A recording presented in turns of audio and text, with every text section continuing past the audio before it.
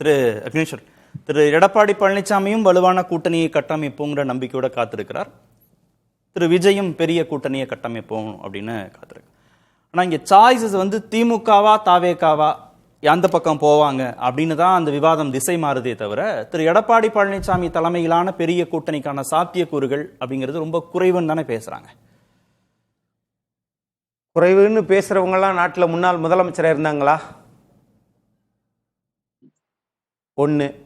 இப்போ நாளை மறுநாள் திருவண்ணாமலை தீபம் அது மாதிரி கொழுந்து விட்டு எரிஞ்சுக்கிட்டு தான் இருக்குது.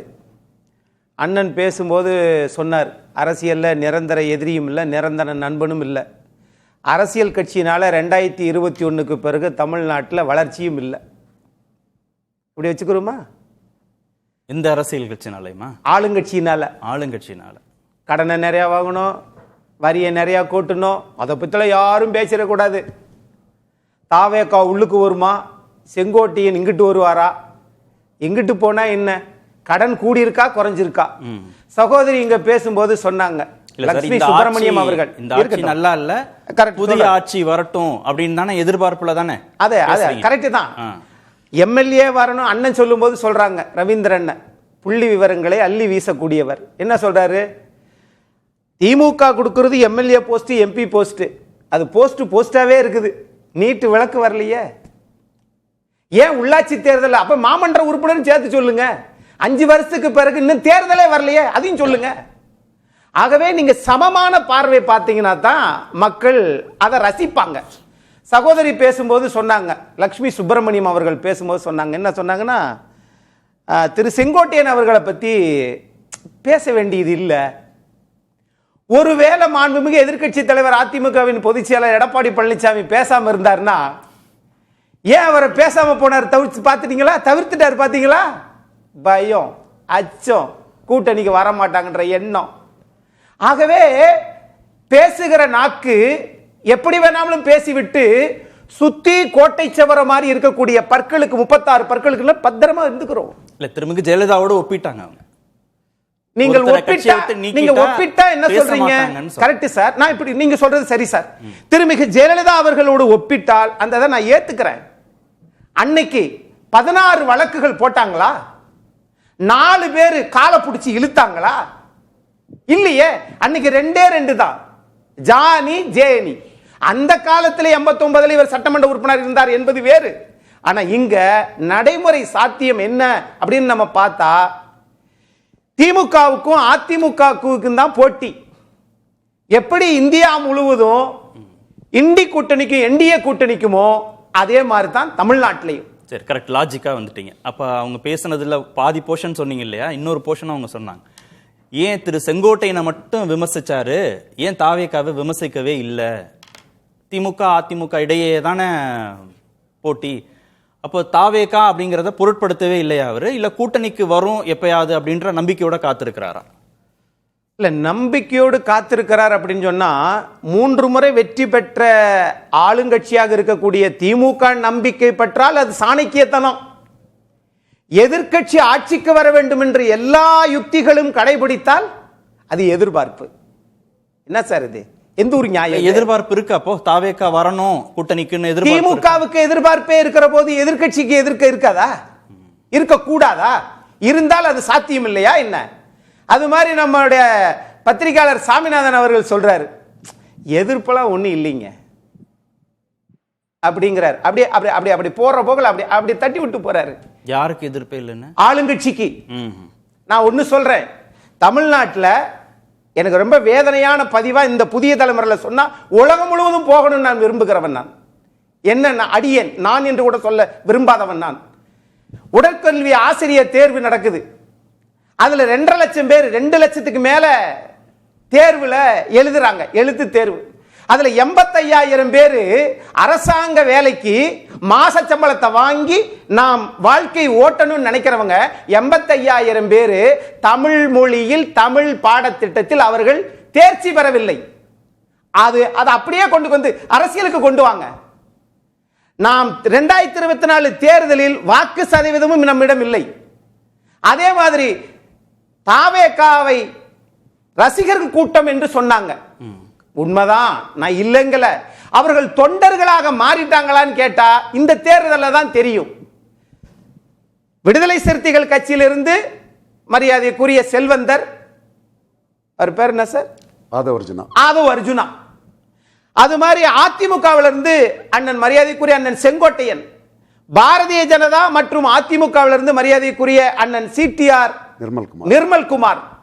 நான் கேட்கிறேன், இன்னும் ஒரே ஒரு வேண்டுகோள், திமுகவிலிருந்து ஒருத்தர் சேர்த்துட்டீங்கன்னு வச்சுக்கோங்களேன், அனைத்து கட்சி மக்கள் இயக்கம் மாதிரி கொண்டு வந்துக்கலாம். ஆக கொள்கை என்பது விஜய் ரசிகர்களால் நாங்கள் ஆட்சியை பிடிக்க போகிறோம். யாரை வைத்து?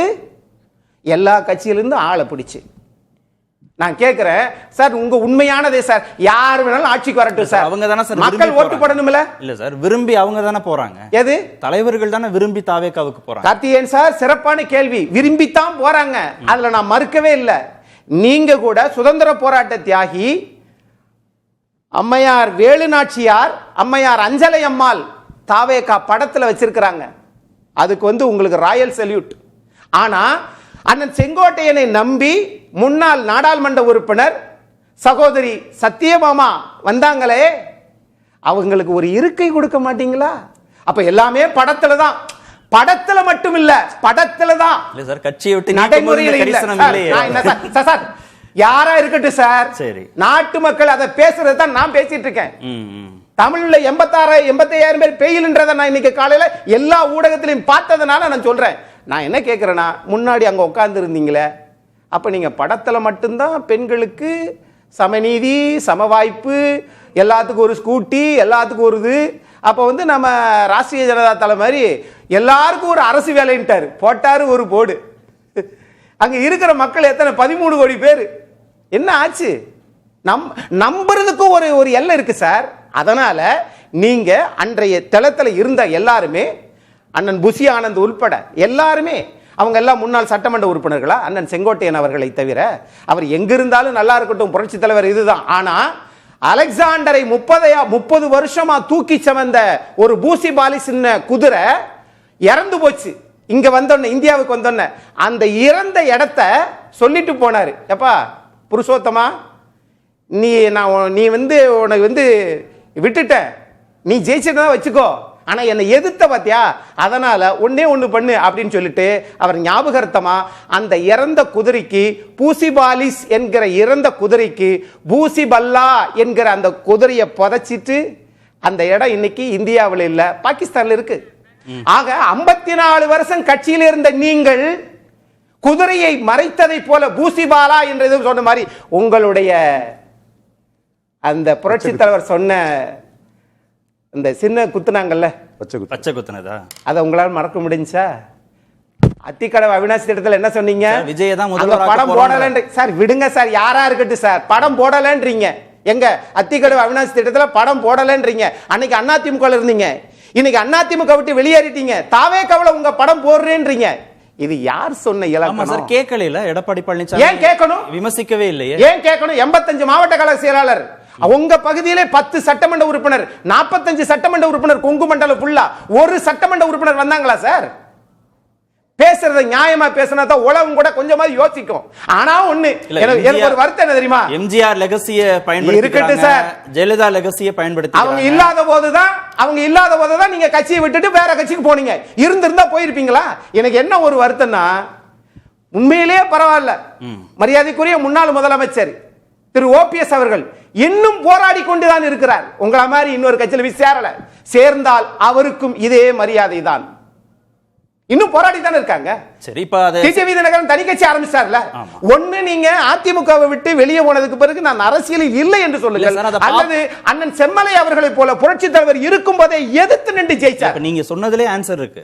அவர் பாப்பார்ல, திரு செங்கோட்டையன் பாப்பார்ல, தனி கட்சி தொடங்கிய திரு டிடிவி தினகரனுடைய நிலைமை என்ன, இவ்வளவு ஆண்டு காலம் அதிமுக ஒருங்கிணைப்புன்னு சொல்லக்கூடிய சசிகலாவோட நிலைமை என்ன, ஓபிஎஸோட நிலைமை என்ன, நாம இந்த மாதிரி போராட்டம் நடத்தினா எத்தனை ஆண்டுகள் காத்திருக்க வேண்டியது இருக்குங்கிறதுனால தான் அவர் உடனடியாக முடிவெடுத்து தாவேகாவுக்கு போறாரு. அவர் அதனாலதான் ஒருங்கிணைக்காம அந்த ஒரு முயற்சி கூட எடுக்காம அங்க போயிட்டீங்களோ? ஒருங்கிணைப்பேன்னு சொல்லிட்டு 10 நாள் தொடங்குங்க பேச்சுவார்த்தை எவ்வளவுதான் சொன்னாரு. அவர் எத்தனை மாசம் ஆச்சு? 2 மாசம் ஆச்சு. எத்தனை முயற்சி எடுத்தீங்க? அப்ப ஒருங்கிணைப்போம் சொல்லிட்டு எந்த முயற்சியும் எடுக்காமல் நேர தாவேக்காவுல போய் ஒருங்கிணைப்பதற்கா இவ்வளவு பெரிய பத்திரிகையாளர் அது இயல்பா செய்திகள்? அதுதான் சார், தாவேக்கா மெனக்கெடாமலேயே திரு விஜய் முயற்சி செய்யாமலேயே அவரால் ஒரு பெரிய கூட்டணியை கட்டமைக்க முடியும்.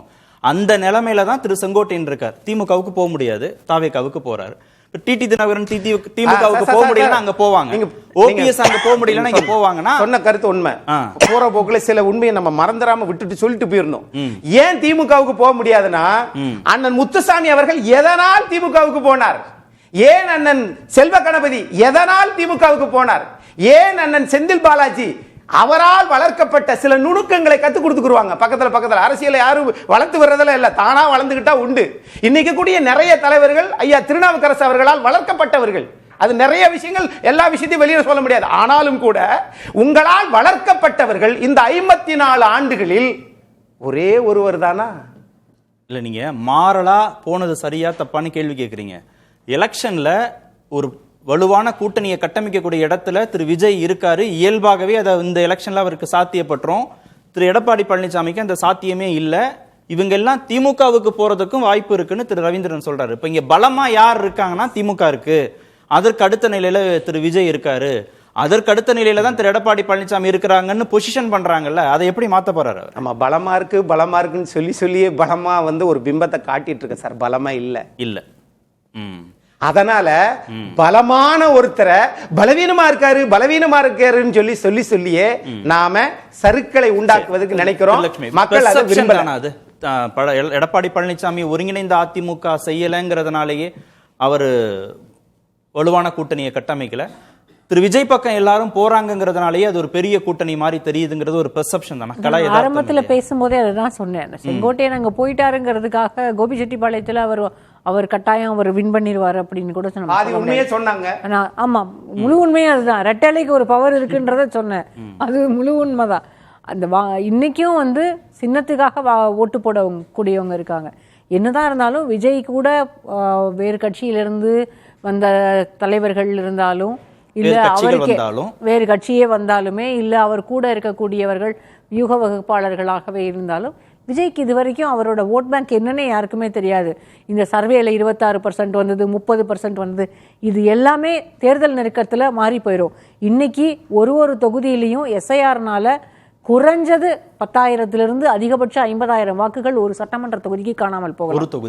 ஒரு தொகுதிக்கு இன்னைக்கு திண்டுக்கல்ல என்ன நடக்குதுன்றது தெரியும். ஆத்தூர் தொகுதியிலேயே அவர் ஐப்பரிசாமி என்ன சொல்லியிருக்கார், அதற்கு கலெக்டர் பதில் சொல்லியிருக்கிறார். இது அதிகாரிகள் செய்யக்கூடிய குளறுபடிகளாக இருக்கலாம், அல்லது தேர்தல் ஆணையம் செய்யக்கூடிய குளறுபடியாக இருக்கலாம், எப்படி வேணாலும் அதை எடுத்துக்கலாம். ஆனால் எஸ்ஐஆருக்கு பிறகு எத்தனை வாக்குகள் எத்தனை ஒவ்வொரு தொகுதியிலும் இல்லாமல் போகுதுன்றது தெரியாது. ஆனால் இன்னைக்கு எஸ்ஐஆருக்காக கிரவுண்டில் நிற்கக்கூடியது முதல்ல திமுக தான். அதுக்கு அடுத்தபடியாக ஒரு சில பகுதிகளில் அதிமுக நிற்கிறாங்க. அப்போ வாக்குகள் எங்க பிரிஞ்சு எப்படி யாருடைய வாக்குகள் இருக்கு இல்லைன்னு தெரியாது. இதுல 26% விஜய்க்கு கொடுங்க, 30% கொடுங்க, அவருடைய ரசிகர்கள் வாட்டு போட்டுருவாங்க. அவருக்கு பெரிய கூட்டம் வருங்க. அவருக்கு கூட்டம் வரக்கூடிய எல்லாருக்குமே வாக்குகள் இருக்கானே முதல்ல தெரியாது. விஜய்க்கே தெரியாது அவர் கூட இருக்கக்கூடியவங்கள எத்தனை பேருக்கு ஓட்டு இருக்குன்னே தெரியாது. விஜய் வெற்றி பெற்றுவார், இந்த ஒரே தேர்தலில் அவர் வெற்றி பெற்றுவார், ஆட்சியை அமைத்துருவார், இதெல்லாம் ரொம்ப அதிகப்படியாக பேசக்கூடியது. அது கற்பனை. அது எல்லாத்தையும் விட்டுருங்க. களத்துல இன்றைக்கு கீழே போய் நீங்க பாத்தீங்கன்னா அவங்க கட்சியில இருக்கக்கூடியவர்கள் கீழே இறங்கி பணியாற்றக்கூடியவர்கள் கூட இல்ல. தேர்தல் உருவாக்க வேண்டிய தேவை இருக்குல்ல அந்த கட்சிகளுக்கு. அந்த பிம்பத்தை ஆரம்பத்திலிருந்தே உருவாக்கிக்கிட்டே தான் இருக்காங்க. இன்றைக்கு வரைக்கும் கரூருக்கு அவர் போகவே இல்லை.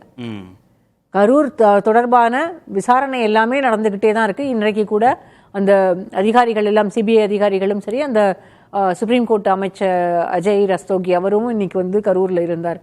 இது எல்லாத்தையும் பார்க்கும்போது விஜய் இன்னும் அவர் எந்த அரசியலுமே பேசல. அவர் திரும்ப சொல்லிக்கிட்டே இருந்தது என்னன்னு சொல்லிக்கிட்டே இருக்கிறதுனா திமுகவுக்கும் தாவேக்காவுக்கும் தான் போட்டி அப்படின்னு திரும்ப அவரே ஒரு கட்டமைப்பு ஒரு பிம்பத்தை உருவாக்கணும்னு திரும்ப முயற்சி பண்றாரு. அதற்கு எல்லாருமே கூட இருக்கக்கூடியவர்கள் எல்லாமே பேசி அப்படி எதுவுமே இல்ல. உங்க பாயிண்ட் தாங்க சொல்றாரு. அதான் சொல்றாங்க மேடம். சொல்லும்போது ஒரு உண்மையை சொன்னாங்க. கற்பனைன்னாங்கல்ல, உண்மையான அணிக்கும் கற்பனை அணிக்கும் தான் 2026 போட்டி. ஆனா ஒண்ணு மட்டும் சொல்லுங்க சார், ஏன் தாவேக்காவை விமர்சனம் பண்ண மாட்டேங்கிறார் எடப்பாடி பழனிசாமி அவர்கள்? அதை மட்டும் சொல்லுங்க சார். சொல்லுங்க சார், இடைவேளைக்கு போகணும், லேட் ஆச்சு. எவ்வளவு தெரிஞ்ச நீங்க அதையும் சொல்லுங்க. எனக்கு தெரியாது. அதாவது ரொம்ப இவங்க நோக்கம் என்னன்னா விமர்சனம் பண்ணலன்னு இல்ல, விமர்சனம் பண்ணுவார். எதெல்லாம் ஆதரவு தேவையோ 41 பேர் இறந்தாங்க, சட்டமன்றத்தில் பேசினார். அவர் செயல்படுகிற தலைவருங்க. அதிமுக அவர் மட்டும் இல்ல, எல்லா தலைவரும் செயல்படுகிற தலைவர். அப்ப ஏன் கொடி பறக்குது ஒரு பெரிய கட்சி கூட்டணிக்கு வர போகுதுன்னு? நீங்க ஏன் தேமுதிகவை ஏன் இன்னும் கூப்பிட்டு இருக்கீங்க? ஏன் வந்து பாட்டாளி மக்கள் கட்சி வரலாம் சொல்லி நீங்க சிவப்பு கம்பள வரவேற்கிறீங்க? ஏன் முன்னாள் முதலமைச்சர் ஓபிஎஸ் நீங்க அழைக்கிறீங்க? ஏன் பேசாம இருக்க வேண்டியதானே? நீங்க தான் ஹவுஸ்ஃபுல் போடுற போர்டு போடுறவங்களாச்சே. சரி.